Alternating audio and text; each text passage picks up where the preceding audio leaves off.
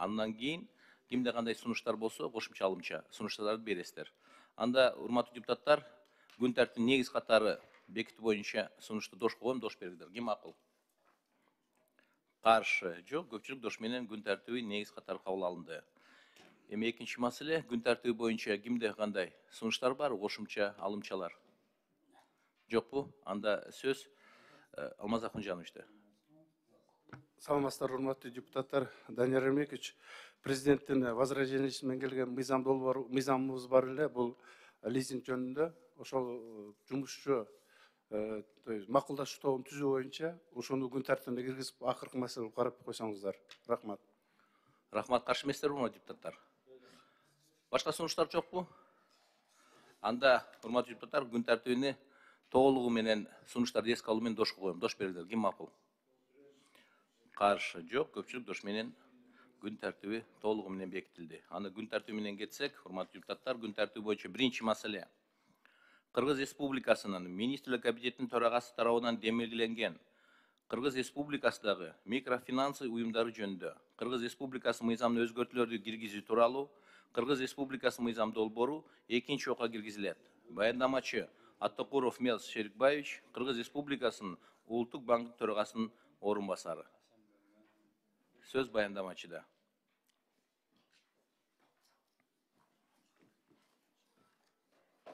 Siz öz sözünüzle kıskaça баяндама бериңиз, себеби биз баяндаманы укканбыз. Негизи ошо кандай депутаттардын сунуштары түштү, өзгөрүү болду, ошону айтып кетсеңиз. Саламатсыздар, урматтуу төрага, урматтуу депутаттар. Өзүңүзгө белгилүү болгондой, бул мыйзамды биз экинчи окууда сунуш кылып жатабыз. Кыргыз Республикасынын микрофинанс уюмдары жөнүндө мыйзамдын өзгөртүүлөрү киргизүүдө. Кыскача айтып кетсек, эки функция берилип атат. Накталаа эмес түрдө кредиттерди берүү үчүн улук төлөм системасынын алдын ала чыгарылган кредиттик карталарды чыгаруу боюнча, ошондой эле төлөм карталарынын Кыргыз Республикасынын аймагына чыгарылган электрондук акчаларды эки өлчөмдүү штрих-код символу менен жана башка төлөм инструменттери менен эквайринг жүзүгө ашыруу максатында. Кыскача ушул. Рахмат. Суроолор бар, урматтуу депутаттар? Суроолор жок болсо, урматтуу депутаттар, сөз депутат Айжигитов Султанбай Абдырашитовичте. Бул мында эмен эмне кажети бар эле, ошону түшүндүрүп бересизби? Ушундай өзгөрүүдүн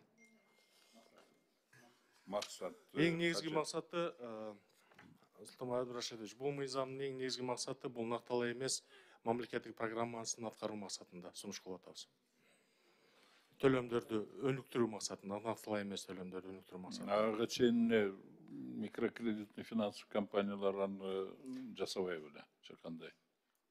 Ага чейин жок, ага чейин бир гана акчалай түрүндө берчү, акчалай түрүндө. Мындайча айтканда, силер эмесинин функциясын кеңейтип атыпсыңар да, микрофинансовый компаниялар. Ооба. Понятно, рахмат. Рахмат. Кийинки сөз депутат Сарбашев Таалайбек Насырбековичте. Биз эми колдоого аларлык эме колдойбуз.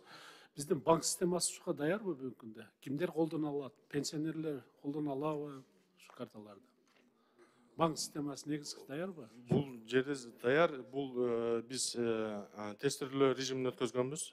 Тестирлөө режимин боюнча бардык ушул коркунучтар эске алынган. Бирок бүгүнкү күндө банк системасы итак эле берет. Биз просто микрокредит компания кредит бергенде карта аркылуу гана берүү максатында киргизип атабыз. Кимдерге уруксат берилет? Микрокредитный финансовый компанияларга и микрокредитный организацияларга. Эң негизги даяр экенсиз, система даяр, Ооба, система даяр, даяр. Ошондо алар мындай накталай бере албай калат да, только биздин алып берип калабы?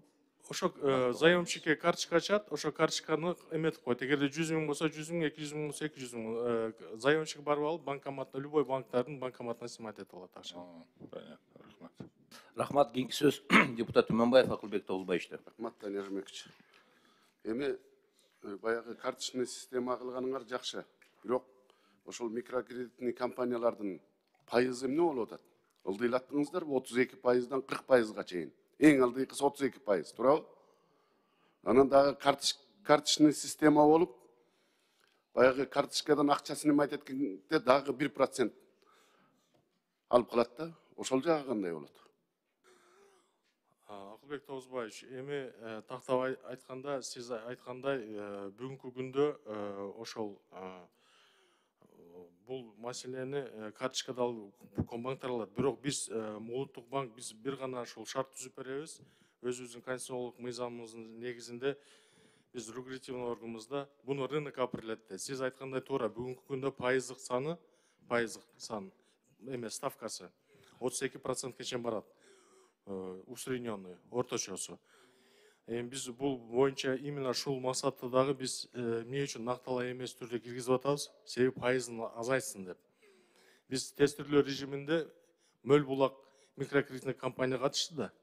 Ошо Мөл Булак микрокредитный компания 2% азайтты. Себеби накталай акчанын инкассациясына кеткен акчасын жок болду да, мындайча айтканда, нак акча эмес, картага гана которуп берди. Ошол себептен биз ойлоп атабыз, ушул окшогон көрүнүштөрдү биз кайра мыйзам түрүндө кылып кеңиртсек, бара бул кредиттердин пайызы азаят. Мындан сырткары дагы эми башка комбанктарга караганда бул микрокредиттик компаниялар, организациялар бирөөдөн инвестиция кылып алып келген акча каражатынын баасы кичине жогору болуп атат. Себеби мамлекеттик программада бул микрофинансы кредиттик компаниялар катышпайт. В основном комбанктар катышат. Ошол себептен мамлекет деңгээлиндеги программалар аткаруу максатында комбанктарда пайызы төмөн болуп атат, а микрофинансы кредиттик компанияларда жогору болуп атат. Бул эми өзүңүз жакшы билесиз, эң негизги өзгөрүү бул эмнеде? Банктан кредит алганда мөөнөтү көбүрөөк созулат, а микрокредиттик компания тез арада берилет. Ошол себептен элдерге ыңгайлуу шарттар түзүлгөн да. Ошол себептен. Эми баягы бөлөк коммерческий банктарда карталары барлар 100 000 сомдон 400 000 сомго чейин баягы кредит ала берет, билесиз. А бул карточканы бергенде дагы микрокредитный компаниялардан ошондой кредитти ала береби же албайбы? Бул предвыпущенный карта, алдын ала картада. Мисалы мен микрокредит компанияга келип кредит алам десем, мага 100 000 десе 100 000ге гана ачып берет мага картага. Болду. Анан ал картаны мен ошол 100 000ди төлөө максатында гана пополненияга иштейт. Эки эле функция иштейт да бул жердечи. Ошого төлөгөнү. Анан берки коммерческий банктарда Жок, алына бөлөк элдин баары кредитке эме кылып калбасын. Сиз айткан овердрафт ал функция жок. Ал функция жок. Бул одноразовый, мындайча айтканда, предвыпущенный картага кирет. Эми ошол баягы микрокредитный компаниялардын пайызын кантип түшүрөбүз? Же токтом мененби, же сиздер мыйзам алып келсеңиздер, мыйзамды өткөрүп берип, ошол мыйзамдын чегизинде түшүрбөсө, булар өзүнүн чөнтөгүн, өзүнүн пайдасын ойлоп, эч ким түшүрбөйт экен да. Ошону кантип түшүрсө болот 32%? Эми бул боюнча биз өзүбүзгө Улуттук банкка тиешелүү чараларды колдонуп атабыз. Урматтуу Акылбек Тогузбаевич, эми бизде межбанковский совет бар. Ошол советте ар бир комбанктын микрокредитный организацияларынын мүчөлөрү бар, орун басарлары. Ошолор менен акылдашып, ошо мамлекеттик программа аткармасында бул тармакта иш жүзүнө алып барып атабыз жумуштар. Бирок биздин бир гана нерсебиз бар, биз сунуш гана бере алабыз да. Эми лицензияны сиздер бересизби? Ошол микрокредитный компания, обменка бардыгына сиздер бересиздер. Сиздер ошогон бир келишимге, бир условия коюп туруп, могул пайыздан ашпайсыңар деп, сиздер чечишиңиздер керек да аны. Сиздер лицензия берип, уруксат берип, ошол микрокредитный компанияны ачканга бүт документациясынын баарын сиздер аркылуу өтөт. Ошону чечиш керек да. Эми Туура. бүгүнкү күнү ошол айыл жеринде алыскы райондордогулардын бардыгы кредитте отурат. Ошол 32%дан 45%га чейин кредит төлөп, баягы эртеден кечке мээнет кылып, мал баккан, малын сатып алып келип, балдарынын ырыскысын банктарга алып келип, пайызга төлөп берип атат да. Ошону бир чечиш керек да, кандай чечиш керек? Сиздер дагы ошону ойлонуп эме кылышыңыздар керек. Рахмат. Рахмат. Негизи Акылбек Тогузбаевич туура суроо берди, анан жооп берип атканыңарда так жооп берсеңер, биз только сунуш бере алабыз деп. Бүгүнкүдө Национальный банк бүт ошол банковый системаны көзөмөлдөй турган, ошонун саясатын алып барып аткан органсыздар. Ошондуктан эгерде ушундай норма кандайдыр функциялар жок болсун, алып келбейсиңер. Кечегинден өзгөртүп аттыңар мыйзамды долбоорлоңарды, закон о национальном банке. Ошону киргизишиңер керек да ушул нерселерди. Что полностью контролировали. Ушул туура айтат. Баягы ставкаларды биз түшүрө албайбыз, биз только сунуш берет десеңер, анда өзгөртүп киргизилер, что вы можете сами решать. Эми бүгүн элдин турмушун, экономиканы карап ошону силер багыт алышыңар керексиздер да. Рахмат. Кийинки сөз депутат Масабиров Талайбек Айтматович. Рахмат, Данияр Мешмот депутаттар, урматтуу чакырылгандар. Мен дагы бул микрофинансы уюмдар жөнүндө мыйзамдагы жана карточка түрүндө боло турганын мен колдойм. Себеби муга чейин алдында айтып кеттиңер, баягы накталуу акча менен жүгүртүп калган да. Буларда бир кандайдыр бир шарт түзүлүп калат. Аны жана айттыңыз, ушунун негизинде жана банкта айттыңыз, бир 2%га чүрүү деп айттыңыз, туурабы? Мындай да банктарга бир кандайдыр бир шарт түзүп берсеңер, эми биздин жанагы алда дагы жанагы Тоозбаев айтып кеткендей, биздин ошо жарандарыбызга жанагы кредиттик пайызын түшүргөнгө бир мүмкүнчүлүк боло тургандай кылып жазсаңар жакшы болот да. Себеби азыр шарт түзүп бердиңер. Бул микрокредиттик компанияларга эми жана акчалар бергенде бир убакыт өтөт да. Азыр карточка менен бир канча 100 миңге чейин болсо 100 миңдик карточканы дагы айтып коюшуңуздар керек да. Бул бир гана Кыргызстандын ичинде боло турган операция, туурабы? Ооба. Ошон үчүн мен дагы мына алда бир коллегалар айтышты, мен дагы колдойм. Анан бери мындай бир сураныч бар, мен азыр мен Шерикбай жана айтып кеттим. Азыр жанагы айылда АТР реформа жүрүп, жана 5 чоң бир банкомат суранды. Ошону жазып алып, ошону көзөмөлгө алып койсоңуздар. Анан жана критерийлери бар экен, 15 миң деп. Өзүңүз билесиз, азыр Акман айылда кошо чогулуп, ошол жерде бир банкомат коюп койсоңор эсис болбойт. Ошону карап коюңдар, колдойм. Рахмат. Рахмат. Кийинки сөз суроо берүүчү депутат Маматалиев Мален Абдрахмановичте. Рахмат. Саламатсыздар, урматтуу депутаттар. Азыр могу Акылбек Тоозбаевич айткан маселени улай кетейин дедим эле да, эң туура маселе көтөрүп айттыңыз. Тилекке каршы булар бир сунушун да бере албайт экен. Маалымат катары айтып коеюн, Шарапат ханым Мажитовна менен чогуу биргеликте бир мыйзамды алып келип атабыз. Ал жерде как раз таки ушул микрофинансылык кредитныйлардын жана бир топ банктардын бүгүнкү күнү жана пайызын түшүрүү маселесин. Өткөндө сиздер менен чогуу ломбардты кандай түшүрсөк, тактаны ошондой эле азыр булардын дагы пайызын түшүрүү боюнча мыйзамды алып келип атабыз. Бир топ жанагындай рабочий группалар менен ишти алып бардык. Ошол эле бизнес менен чогуу биргеликте, ошол эле Назбанк менен биргеликте, айтор бардык тараптар менен чогуу биргеликте жумушту алып барып, анын алкагында бүгүн түшүрүп атабыз. Кудай буйрса азыр эми айтпай турайын, жакын араларда сиздерге киргизебиз.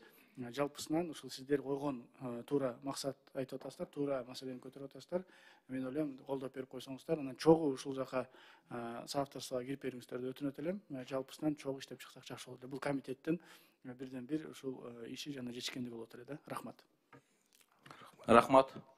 Кийинки сөз суроо берүүчү депутат Сырбалдиева Эльвира Жыргалбековна берилет. Рахмат. Улуттук банктын өкүлү катары сизден сурайт элем. Айтсаңыз, мына жаңылыктарда чыгып атат.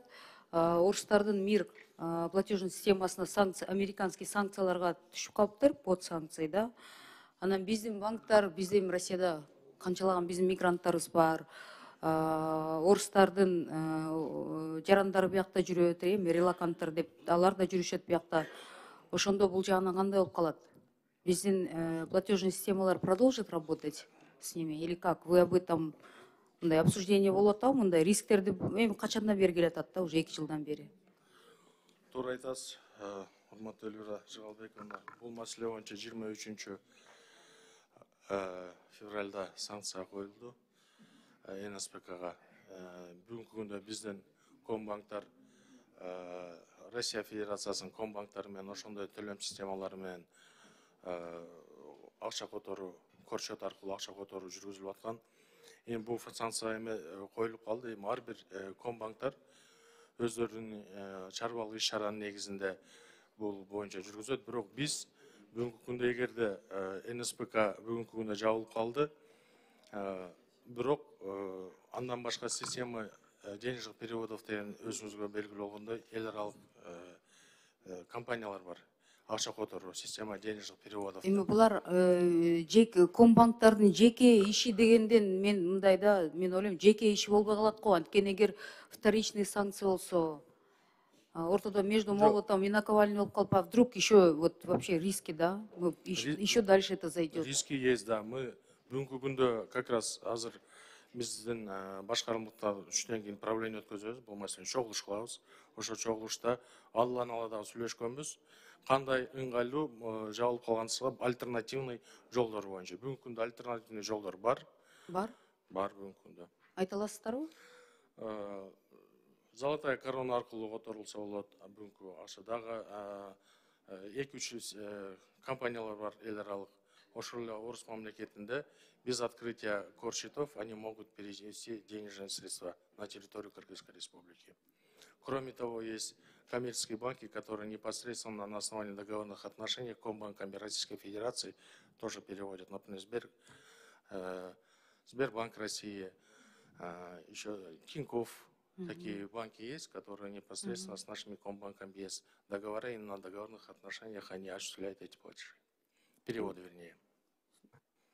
Сөз түрдө мен түшүнүп атам да, просто мындай да оор болуп атат да, негизи мен түшүнүп атам да, улуттук банк, коммерческий банктарга аябай оор ситуация оор болуп атат да. Ортодо бирок деген мен ушул эгер чын эле ошол вторичный санкцияга биз түшүп калсак, если SWIFT-ке чейин жетип калса, визаларга чейин жетип калса, чем это нам грозит? Вы можете вкратце сказать, да, мынакта жарандарыбыздын көпчүлүгү түшүнбөйт болуш керек, мен ойлойм да. Түшүнгөндөр, финансовая грамотность у кого есть, у кого нет, разный, да, им депутаттар түшүнсө дагы. Айта аласыздарбы? Какие будут последствия? Вот нам SWIFT отключили, визу. Эл карт менен отуруп калабызбы? Жок, Эльвира Асыловна, мен сизге более подробно кат жүзүндө берейли. Бирок общий бүгүнкү күндө сиз туура айтып атасыз. Мына канча жылдан бери, 3 жылдан бери санкция жүрүп атат. Ошо санкция жүргөн негизинде биз ошонун алкагында күндөн күнгө иш алып барып атабыз. Коопсуздук маселеси боюнча.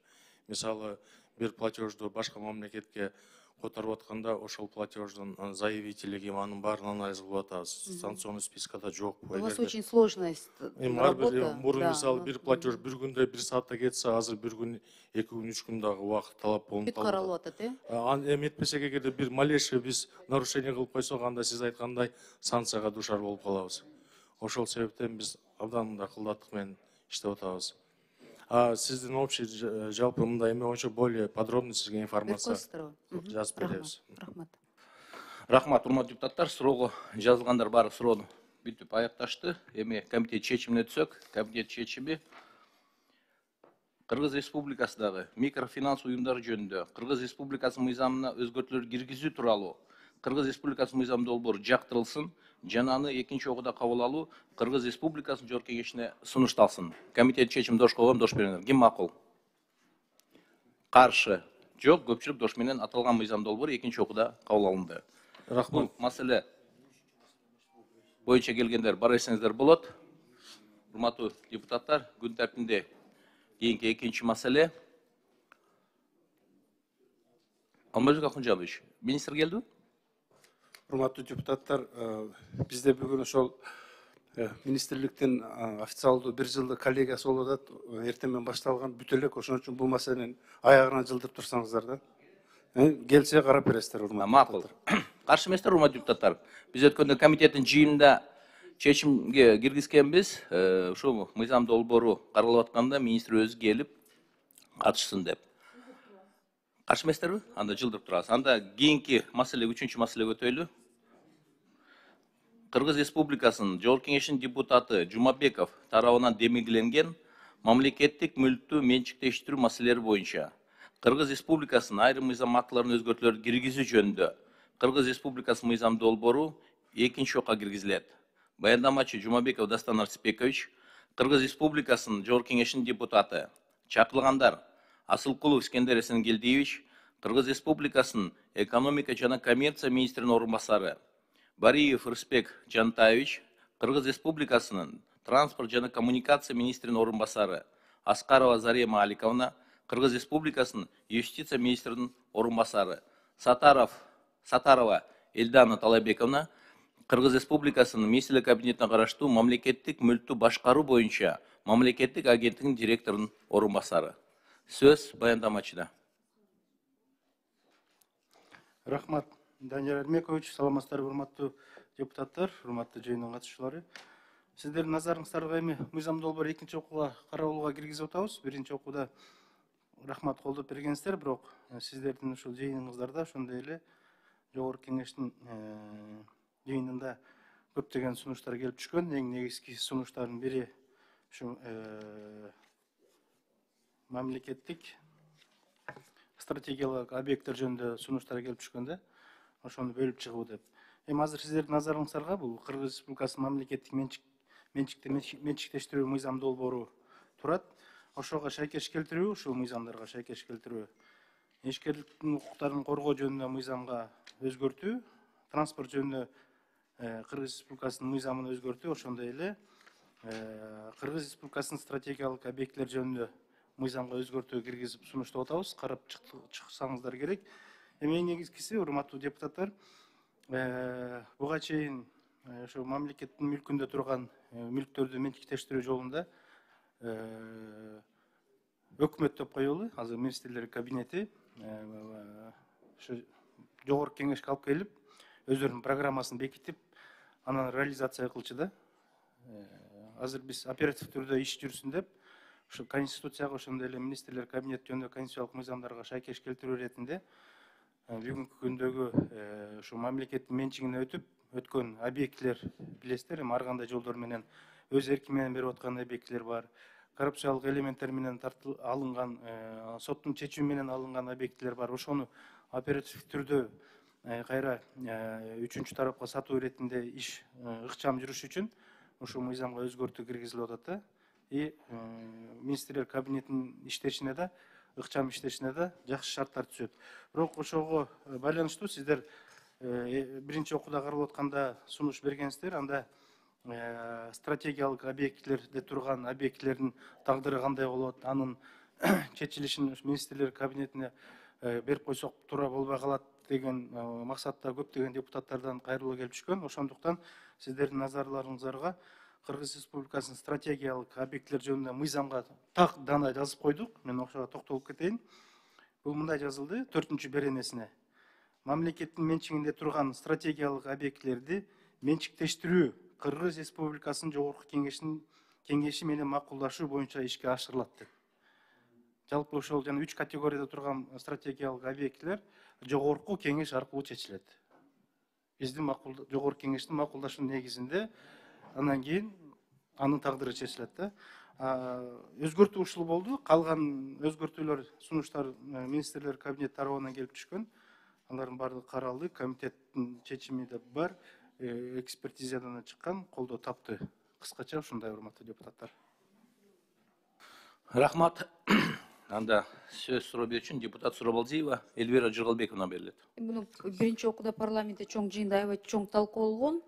Анан сиз айтып атасыз, жанакы перечень бул стратегических объектов деп категория А особо важный, бул деген эми Токтогульская ГЭС, ГЭСтер, чоң ГЭСтерибиз кирет экен, категория Б деген авиакомпаниялар кирет экен, ЖД вокзалдар, категория дагы кайсы категориялар бар эле? Б важный объект, категория В бар экен, международный аэропорт Манас, теплосеть дегендер да.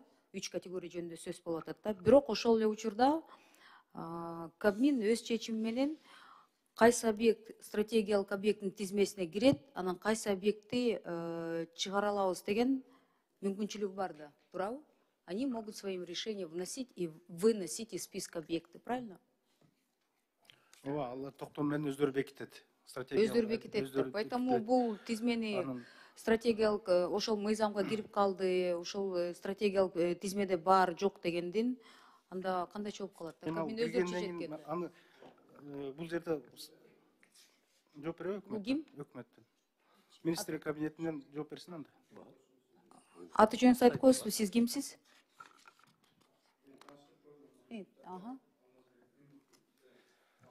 Примов жакында фонд кошумчусунан директор болуп назначение болду. Анан ал киши жооп берет, орун басар Элдана жооп беришет. Давайте. Айтып берсеңиздер, ошол тизме боюнча кантип кирет, кантип чыгат, анан стратегиялык макулдашуу деген функцияны калтырып атырсыздар, ошондо деген макулдашуу парламент менен бул анда жогорку кеңештин, кечиресиз, жогорку кеңештин депутаттарынын бюджетный комитет менен анда согласование болот экен, туурабы? Мен ошол туура түшүнүп атамбы?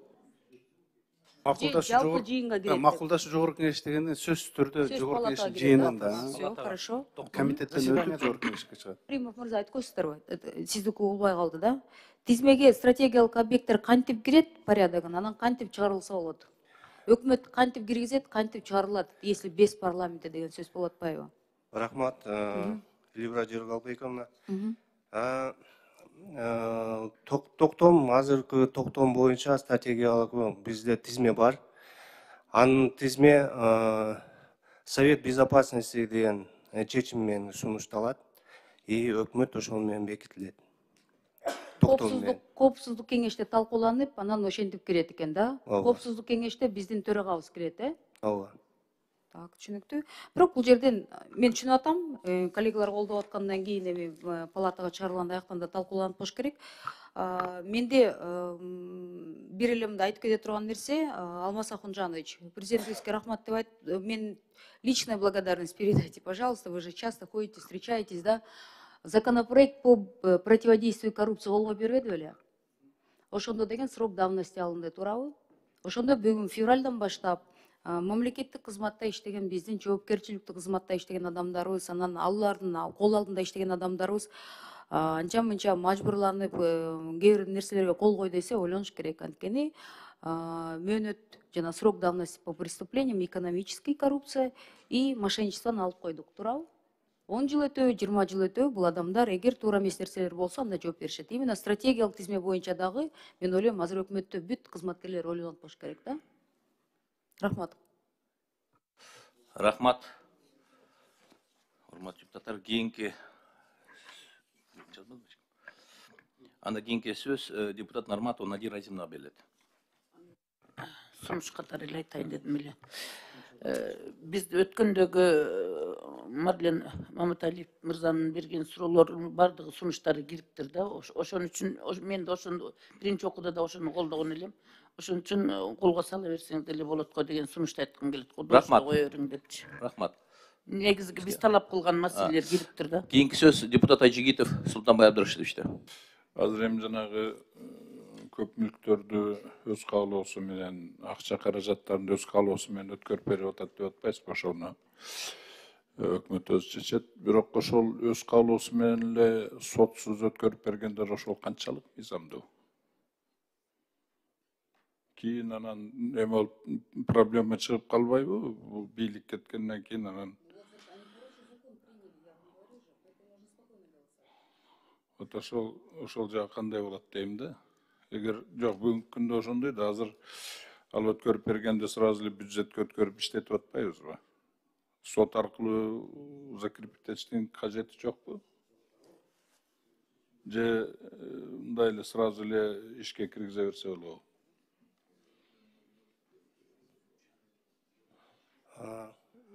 Өз каалоосун бергенден өзү жазып атпайбы? Анан бери конфискация болгон имуществолордун бардыгы сот аркылуу болот. Жок, мындай өз эмеси менен өткөрүп берип атпайбы? Мүлктү дагы, акча каражаттарын. Ага каршылык жок да, өз каалоосун болот атпайбы?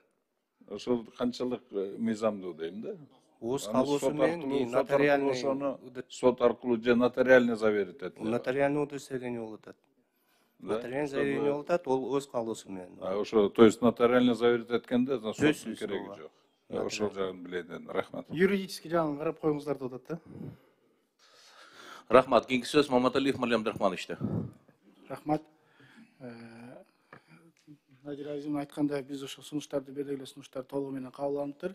Сиз жана добушка коердо биз эки сунуш бербедик беле? Анан Дастанбек Арсбекович өзү дагы сунушунда баарын камтып кетиптир. Ошо бир эле кылып туруп эле Дастанбек Арсбековичтин сунушун да сунушу деп кабыл койсоңуз. Анан бир жагы, экинчи жагы Элвира Жыгалбековна туура белгилеп кетти да, стратегический объектилер дегенде өзүңөр эле киргизип кайра чыгарып берсиңер дегенде бир аз жакшы жооп бербей койдуңар да. Мындай атайын мыйзам бар. О стратегический объектов дегенчи. Ошол мыйзамга ылайык киргизебиз, ошол мыйзамга ылайык чыгарак десеңиз, ошондо туура болот. А то мындай мнение калып атат, как будто калаганды киргизип, калганды чыгарат. Жок. Ал объекти, ал закондо стратегический объект дегенде так аны жазылып турат. Кайсы объекттер кандай кирет и кантип чыгат.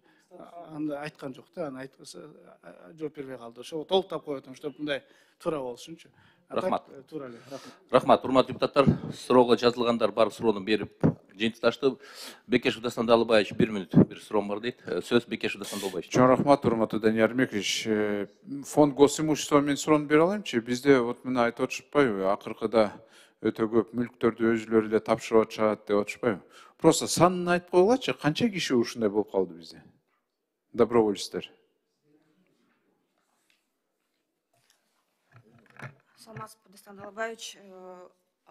Ар кандай физикалык, юридикалык жактардан. Не, сан просто жопту мындай кыскараак. Мисалы, акыркы кезде эки пакет акция келди.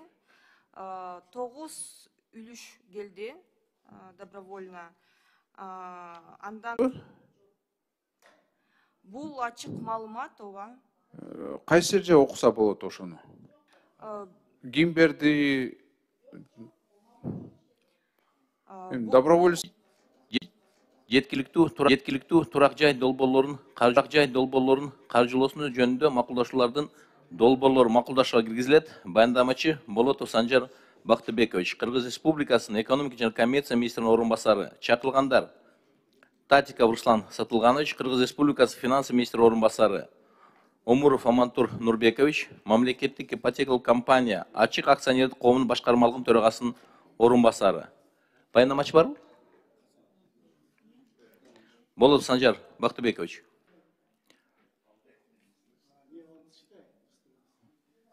Анда урматтуу депутаттар,